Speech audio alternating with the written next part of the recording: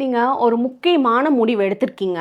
அந்த முடிவ வந்து கரெக்ட்டா தான் எடுத்திருக்கீங்களா? இல்ல குழப்ப நிலையில இருக்கீங்க. அது கரெக்ட்டா, தப்பான்னு தெரியல அப்படின்ற மாரி ஒரு சிச்சுவேஷன் போயிட்டு இருக்குன்னா, இந்த சிம்பிளான ஒரு விஷயத்த ஃபாலோ பண்ணுங்க. உங்கனாலேயே நீங்க ஈஸியா கண்டுபிடிக்க முடியும். நீங்க வந்து சரியான முடிவு எடுத்திருக்கீங்களா? சரியான முடிவு எடுக்கலையா? அப்படின்ட்டு. ஸோ இத ஃபாலோ பண்ணி பாருங்க. ஸோ இந்த மாரி சிச்சுவேஷன்ல நீங்க வெளிய போய் உங்களுக்கு ரொம்ப புடிச்ச ஃபுட் ஏதாச்சும், அது என்ன வேணாலும் இருக்கலாம். உங்களுக்கு ரொம்ப புடிச்ச ஃபுட். அங்க போய் அந்த ஃபுட்டை சாப்பிடுங்க. அந்த ஃபுட்டை சாப்பிட்றப்போ அது நல்லா அதே மாதிரியே டேஸ்ட்டாக இருக்குன்னு நினச்சிங்க அப்படின்னா, இல்லை அந்த இடத்துல வந்து ரொம்ப நல்லா என்ஜாய் பண்ணி சாப்பிட்டீங்க, அதே சேம் ஹாப்பினஸ் எப்போவுமே நீங்கள் அந்த ஃபுட்டை எப்படி என்ஜாய் பண்ணி சாப்பிட்டீங்களோ அதே மாதிரி இருக்குன்னா நீங்கள் எடுத்த முடிவு கரெக்டு அப்படின்னு அர்த்தம்.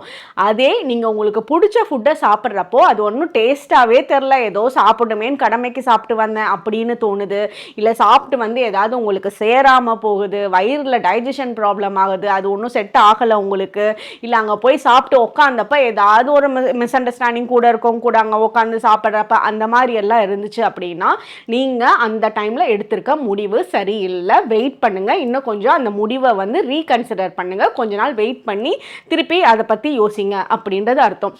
இது என்ன காரணம் அப்படின்னா, நம்ம நல்ல ஒரு சூப்பரான ஹை வைப்ரேஷனில் இருக்கப்போ நம்மளால் வந்து நல்லா நம்ம சாப்பிட்ற ஃபுட்டை ரொம்ப டேஸ்ட்டாக ரசித்து ருசித்து சாப்பிட முடியும்.